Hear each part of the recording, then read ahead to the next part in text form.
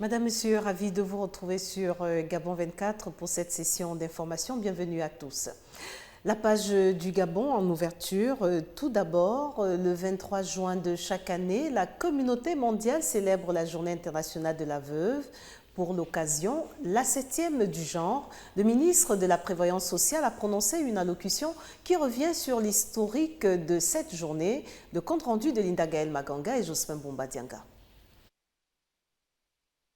La promotion des droits des conjoints survivants pour un frein à la spoliation est le thème retenu cette année afin de ne pas tomber dans les travers du passé où la veuve et l'orphelin étaient victimes de spoliation. La protection du conjoint survivant continue au Gabon et le pays célèbre la Journée internationale de la veuve en sa 7e édition. Cette journée est donc une opportunité pour accentuer l'action en faveur de la reconnaissance et de la réalisation de tous les droits des veuves, dont le nombre avoisine les 250 millions à travers le monde. Notre pays, qui n'échappe pas à cette triste réalité, en compte plusieurs milliers, au nombre desquels 47% sont victimes, hélas, de maltraitance et de spoliation, et seulement 21% rentrent dans leurs droits après le décès de leur conjoint. Depuis l'instauration de cette journée, les gouvernements ne cessent d'affirmer leur volonté de lutter contre les injustices. L'objectif visé est de développer un environnement favorable pour les conjoints survivants dans notre pays. Mais cette perspective ne peut se réaliser qu'avec la participation de tous, des conjoints survivants eux-mêmes, mais également des agents locaux impliqués dans la chaîne de commandement. Pour rappel, c'est à l'initiative de la première dame Sylvia Bongo Ondimba que les Nations Unies ont instauré la célébration de cette journée dans le monde. La délégation de la Cour pénale internationale qui séjourne au Gabon depuis mardi dernier a fait ce jeudi le tour de la question sur les violences électorales et post-électorales enregistrées au cours de la période d'août et septembre 2016, occasion de rappeler qu'il ne s'agit pas d'une mission d'enquête, mais qu'il était question de recueillir des informations pouvant permettre ou non d'ouvrir une enquête. Le point avec Gaël Mapessi et Hervé Aubian. La mission du bureau du procureur de la Cour pénale internationale vient de boucler ce jeudi 2 jours de travaux intenses. Après avoir rencontré les autorités gouvernementales gabonaises, l'opposition, la société civile et la communauté diplomatique internationale, l'examen préliminaire de la situation électorale et post-électorale au Gabon s'est déroulé sans embâche et le processus d'analyse continue. Il faut bien comprendre qu'il ne s'agissait pas d'une mission d'enquête, il s'agissait d'une mission d'analyse, d'une mission d'évaluation. Le but de cette évaluation, c'est de déterminer si les actes de violence présumés commis lors de cette période électorale relèvent de la compétence de la CPI. Après avoir fait le tour de la question, les éléments rassemblés permettent d'avoir une opinion claire de la situation pour les experts de la Cour pénale internationale. Les opinions, les versions sur ces événements, en particulier d'août-septembre 2016, sont très tranchées, très contradictoires. Ce qui rend notre travail d'analyse encore plus difficile, mais aussi encore plus important. Il y a encore beaucoup de zones grises, beaucoup d'épisodes qui sont controversés, mais au moins nous avons aujourd'hui une meilleure compréhension de qui dit quoi. Évaluer les sources des informations prises pour rassurer le peuple gabonais. Les Gabonais et les Gabonaises doivent savoir que ce processus est mené en toute indépendance et avec la plus parfaite impartialité de la part du bureau du procureur. Pour l'heure, cette mission ne va pas aboutir à une conclusion immédiate. Le travail va se poursuivre et la Cour se prononcera en faveur ou non de l'ouverture d'une enquête sur la situation post-électorale de 2016 au Gabon. Et le ministre d'État porte-parole du gouvernement, Alain-Claude Bilibizé, a saisi cette occasion pour rappeler à l'opinion nationale et internationale que c'est à la demande du gouvernement gabonais que les experts de la CPI sont au Gabon. Écoutons-le au micro de Gaël Mapessi. C'est donc bien à la suite de la saisine du gouvernement de la République gabonaise que des experts de la CPI se trouvent dans nos murs depuis 48 heures environ. Leur présence vise à vérifier si les faits allégués dans notre saisine constituent des crimes pouvant relever de la compétence de la CPI qui traite exclusivement, faut-il le rappeler, des crimes de guerre, des crimes contre l'humanité et du génocide. Portant sur le processus électoral au Gabon, les périodes de pré-campagne marquées par des discours d'une extrême violence portant des appels au meurtre et au génocide. Un descriptif détaillé et chiffré a également été présenté pour rendre compte des violences post-électorales.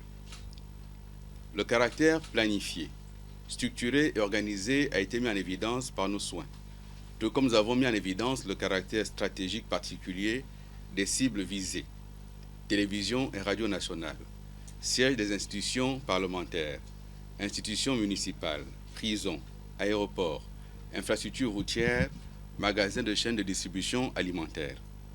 Le nombre de victimes a également été présenté, ce qui a mis en évidence un nombre de blessés plus élevé parmi les forces de défense et de sécurité que parmi les civils. Le nombre de décès a également été communiqué. Dans un rapport circonstancié, le ministre de la Justice, garde des Sceaux, a pour sa part présenté l'état des procédures engagées, ainsi que les suites judiciaires qui en ont découlé. Quelques jours après l'intrusion des commandos armés dans les médias privés et publics et les déclarations de Laurent Abaminko, candidat à l'élection présidentielle de 2016 au Gabon, le procureur de Libreville a fait un point ce jeudi sur les avancées sur cette enquête. Miran Dangué. Le procureur de Libreville a fait un point succinct ce jeudi sur les investigations menées par les officiers de police judiciaire de l'état-major des investigations judiciaires qui procèdent actuellement aux auditions de Roland Abaminko, candidat à l'élection présidentielle de 2016 au Gabon. Ce point intervient alors qu'il y a quelques jours, le procureur avait informé de l'ouverture d'une enquête judiciaire suite à l'intrusion de commandos armés dans les médias publics et privés et les déclarations dans un enregistrement vidéo de Roland Abaminko. Des perquisitions dans les domiciles et bureaux des sieurs Abaminko Roland et Nang Angogi, son directeur de campagne, ont permis de saisir plusieurs éléments matériels en lien direct avec l'assaut des médias publics et privés par des personnes en cours d'identification. Certains éléments matériels font l'objet d'analyse par les services techniques du génie militaire et d'autres sont placés sous scellé comme pièces à conviction. Il s'agit notamment dans ces derniers cas de plans détaillés d'attaque de plusieurs médias publics et privés, diminution de pistolets automatiques, de factures de location de 7 véhicules tout-terrain, une liste de chauffeurs. L'enquête étant en cours, le procureur de Libreville tient à rassurer les populations que toutes les personnes impliquées dans cette affaire répondront de leurs actes devant la justice. Pas en reste le collectif des jeunes amis d'Ali Bongo Ndimba qui entame une caravane de sensibilisation sur la non-violence dans les quartiers de Libreville. Première étape, Kingele, dans le 3e arrondissement de la commune de Libreville. Le reportage de Linda Gaël Maganga, Jospin Bombadianga. Le collectif des jeunes amis d'Ali Bongo Ondimba est allé à la rencontre des jeunes des Mapan et ceux de la rue dans le cadre d'une caravane de sensibilisation sur la non-violence. En leur demandant de ne pas céder à toutes sortes de violences, quel que soit ce que les hommes politiques viendront leur demander de faire. Parce que généralement, quand ces hommes-là viennent demander le secours de ces jeunes qui sont dans les quartiers des Mapan, ce sont ces mêmes jeunes-là qui partent dans les rues pour aller casser, pour aller s'aimer. L'air n'est plus à casser, l'air n'est plus à semer le désordre, mais l'air est plutôt au rassemblement. À Kingele, lieu dit route Massango, le message livré par le collectif des jeunes d'amis d'Ali Bongo Ondimba a été chaleureusement reçu. Nous regrettons beaucoup de choses. Nous portons surtout bien le fait que les gens s'approchent de nous aujourd'hui pour nous demander de nous asseoir pour parler de choses nobles. Donc ces choses nobles-là, nous voulons les propager dans les quartiers de Libreville. Ce qui est déjà bien, ce qui est surtout acceptable et surtout remarquable, c'est que nous avons tourné une page. Et puis nous acceptons d'avoir tourné cette page-là. On veut passer à autre chose. On veut voir notre pays évoluer. On veut voir beaucoup de choses se construire dans nos quartiers. On veut voir les jeunes évoluer. Donc ils On ne veut plus se lever dans les rues. Et on ne veut plus la manipulation. Voilà. Ce qu'on désire, c'est être propulsé et voir le lendemain meilleur. La caravane débutée à Kinguélé se poursuivra dans les différents quartiers de Libreville et ses environs. Le Gabon dans de bonnes grâces du Fonds monétaire international. Notre pays vient de conclure un accord de prêt avec l'institution de Bretton Woods en vue de relancer son économie. L'aide du FMI au Gabon répond à ses récents engagements d'accélérer les mesures d'urgence en Afrique centrale pour sortir cette région de ses difficultés actuelles. Les explications de Ismaël Obianzi. Cet accord de prêt répond à une demande de financement complémentaire des autorités gabonaises auprès du Fonds monétaire international, le contexte de crise pétrolière qui a entraîné la baisse des recettes budgétaires de l'État entre 2013 et 2016 justifie la démarche du Gabon qui veut se sortir d'affaires par la diversification de son économie. Donc cet appui budgétaire va permettre à l'État gabonais de reconstituer sa trésorerie afin de relancer l'économie nationale, notamment à travers le PRE, c'est-à-dire le plan de relance économique, afin d'améliorer la résilience de l'économie gabonaise. Selon cet expert, le Gabon a connu une compression budgétaire d'environ 100 milliards de francs CFA dans les finances publiques due à la chute du baril du pétrole depuis 3 ans. L'appui du FMI sonne comme une bouffée d'oxygène pour l'État, mais attention, précise-t-il, une telle aide n'exclut pas le contrôle. 700 milliards vont s'exécuter sur 3 ans. Donc il y a une première tranche. Et au sortir de cette première tranche qui va être décaissée prochainement, le FMI viendra contrôler si les réformes qui sont prévues dans le programme ont été mises en place par l'État gabonais. Si c'est le cas, le FMI procédera au règlement de la deuxième tranche. La plupart des États de l'Afrique centrale qui dépendent entièrement du pétrole ont vu leurs économies plomber ces dernières années. Pour relever le défi de la croissance, la BAC recommandait récemment aux différents gouvernements de réduire les dépenses publiques et diversifier leurs économies par le plan de relance de l'agriculture. Un communiqué dans la suite ce 21 juin au soir, alors que le communiqué final sanctionnant les travaux du Conseil des ministres venait d'être rendu public à la télévision nationale. Monsieur Bruno Ben Moubamba, vice-premier ministre, ministre de l'Urbanisme, de l'Habitat social et du Logement, publiait un post sur sa page Facebook à travers lequel il prétend que le gouvernement de la République aurait fait le choix de mettre le Gabon sous tutelle du Fonds monétaire international FMI. Outre que cette information est erronée, elle est de nature à mettre à mal la cohésion gouvernementale et constitue une violence flagrante des dispositions de l'article 33 de la Constitution relative à la solidarité des membres du gouvernement.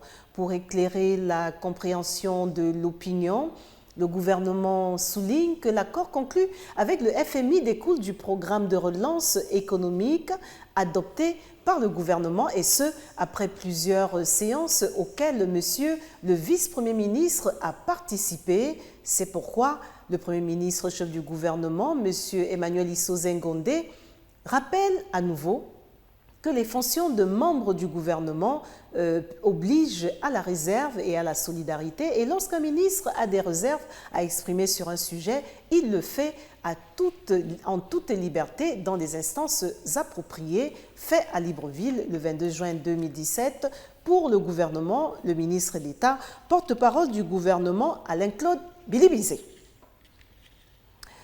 Les locaux de l'École nationale de police ont servi pour cadre ce jeudi au lancement officiel des 2e journées nationales de la sécurité intérieure.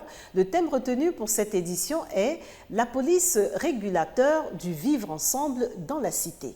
Le regard de Uriel Abaga et Hervé Aubian. La 2e édition des Journées nationales de la sécurité intérieure a été officiellement lancée ce jeudi dans l'enceinte de l'École nationale de police à Ovendo, commune voisine de Libreville. Après la revue des troupes du ministre de l'Intérieur, le commandant en chef des forces de police nationales a pris la parole. Un discours axé sur le thème « La police, régulateur du vivre ensemble dans la cité ». Police, c'est d'ailleurs en grec la cité. L'étymologie vient donc confirmer cette réalité qui chaque jour, chaque instant, mobilise nos effectifs.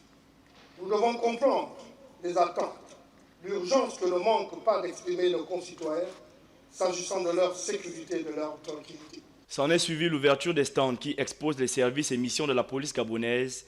Plusieurs usagers ont profité pour se faire établir des pièces d'identité, une question qui intéresse le ministre de l'Intérieur. Je suis au regret de constater que malgré mon appel de mars-avril 2017, il y a encore un stock important de cartes nationales d'identité qui attendent ou qui cherchent preneurs.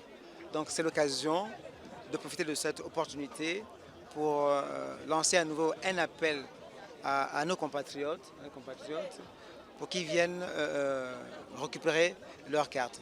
Ces journées de la sécurité intérieure ont permis aux participants d'être mieux édifiés sur les activités des agents de police. Sur le tente là-bas, j'ai vu comment il y a des gens qui sont en train de faire des cartes d'identité et ça sort aussi sur place. Ça fait vraiment du bien. J'ai vu comment on nous a expliqué comment on utilise différents types d'armes exposées ici. Les policiers entendent améliorer leur service aux collectivités et susciter ainsi des vocations. La police scientifique est un service peu connu au Gabon. Les dirigeants de cette administration ont profité des deuxièmes journées nationales de la sécurité intérieure pour expliquer leur mission en simulant une scène de crime figé. Témoins de cette démonstration, nos reporters Uriel Abaga et Hervé Aubian. Un homme surprend son épouse en flagrant délit d'adultère dans leur domicile. Il tue la femme et son amant avant de prendre la fuite pour Oyem dans le nord du Gabon. Il ne s'agit pas d'une histoire réelle, mais de la simulation d'une scène de crime figé préparée à l'occasion des deuxièmes journées nationales de la sécurité intérieure par les éléments de la direction de la police technique et scientifique, un service rattaché à l'état-major des polices d'investigation judiciaire dont la mission est d'aider la justice à se prononcer sans erreur sur les cas de meurtre. Vous êtes ici devant le stand de la police technique et scientifique. C'est donc cette branche de la police qui a pour but d'apporter aide et assistance aux officiers de police judiciaire et magistrats dans l'apport des preuves matérielles. Donc le but est de fiabiliser et de rendre plus objectifs les investigations des OPJ, donc la procédure des OPJ, afin qu'elles soient incontestables auprès des tribunaux. Cependant, malgré ces nouveaux locaux, la direction de la police technique et scientifique a besoin de plus de moyens pour devenir beaucoup plus opérationnelle. La police scientifique au niveau du Gabon est encore à l'étape embryonnaire. On a quelques spécialistes formés. Et le gouvernement de la République vient de nous offrir un bâtiment derrière le Como. Il n'est pas encore inauguré.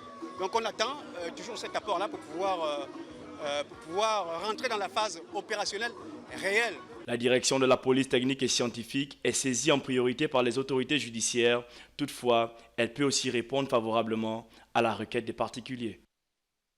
Lancement ce jeudi à Libreville, la capitale gabonaise, du premier congrès régional des services publics et assimilés de l'Afrique francophone, organisé par le congrès des agents publics, parapublics et privés, dont l'objectif vise un espoir crédible et une plus grande prospérité du syndicalisme africain, et le but est le bien-être collectif. Jamila Mbengman, Bertin Osaga. Présidé par Emmanuel Mvimba, le premier congrès régional des services publics et assimilés de l'Afrique francophone s'est ouvert ce jeudi sous le thème « Impact, bilan et perspectives des privatisations en Afrique francophone » avec pour objectif la défense des intérêts des travailleurs, notamment dans la recherche constante de l'amélioration de leurs conditions de travail et d'existence.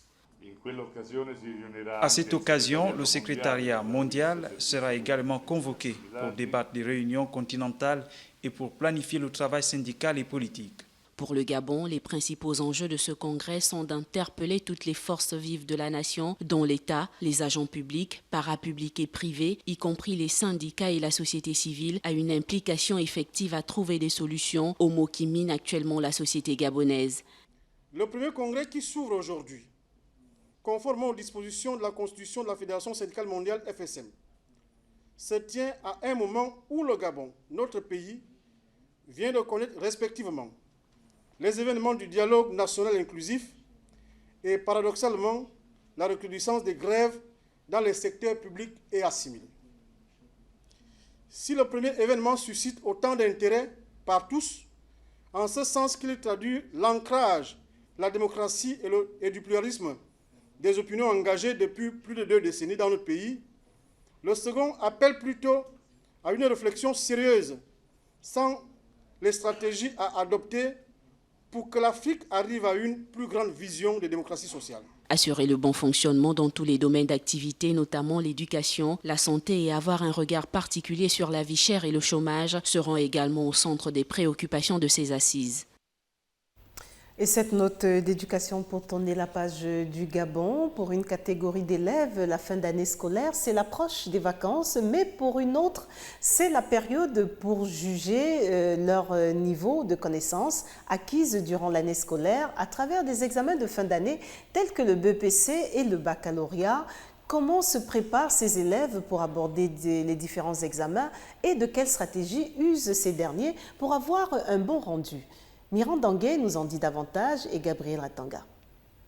Après plusieurs mois d'apprentissage, c'est bientôt l'heure du verdict final où plusieurs apprenants connaîtront leur sort, notamment ceux en classe d'examen. Pour la plupart de ces jeunes, les examens principaux suscitent un grand cocktail de diverses émotions. Ce sont malheureusement les émotions qui, en quelques secondes, peuvent faire dans leur esprit le vide, bien qu'ayant étudié pendant plusieurs jours et parfois pendant des semaines. Comment ces derniers se préparent-ils? Nous sommes à l'approche de l'examen et avec la classe, certains membres, nous restons au lycée.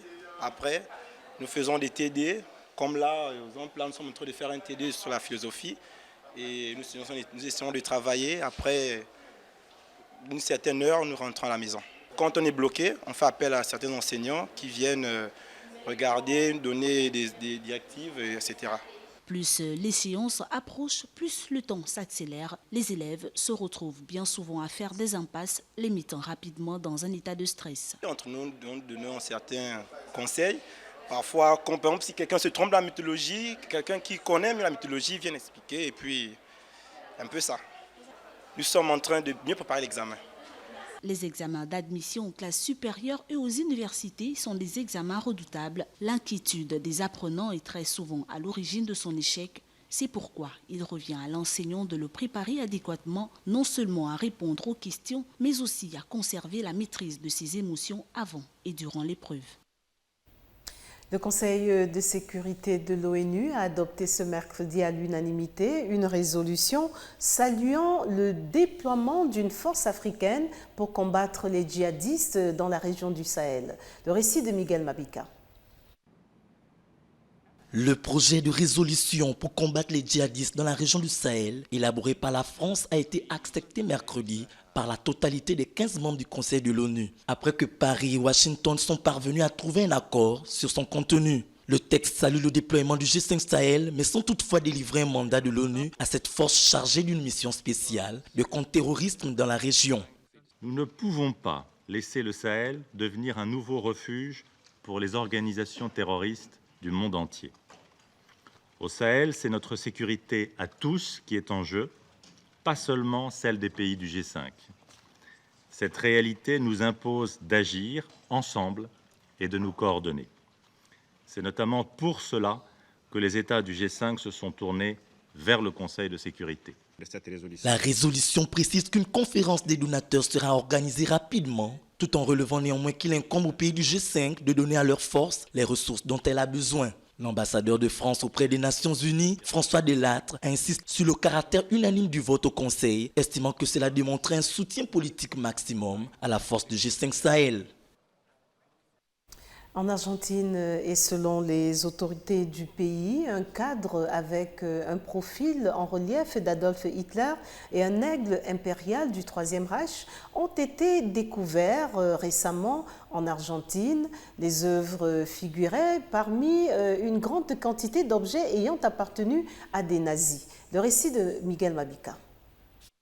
Ces objets, sculptures et pièces artisanales découverts dernièrement en Argentine et venus d'Allemagne, pour la plupart, ont été saisis dans la banlieue nord de Buenos Aires lors de perquisitions menées dans 2 locaux commerciaux et un logement, a indiqué le ministère de la Sécurité. Aucune personne n'a toutefois été arrêtée. Ça a été une surprise parce que moi-même je l'ai dit. Il n'y a pas beaucoup de précédents. Ici en Argentine, de pièces de cette nature, il y a beaucoup d'objets ludiques, d'images Hitler, des loupes et une tonne d'objets à usage médical. Des milliers de nazis, mais aussi des oustachis croates et de fascistes italiens se sont installés en Argentine dans les années 1940 et 1950 avec la bénédiction du président de l'époque, le général Juan Perón, au pouvoir de 1946 à 1955. En principe, nous ne pensons pas qu'il y a une organisation nazie derrière cette histoire. Tout indique que c'est un commerçant d'œuvres d'art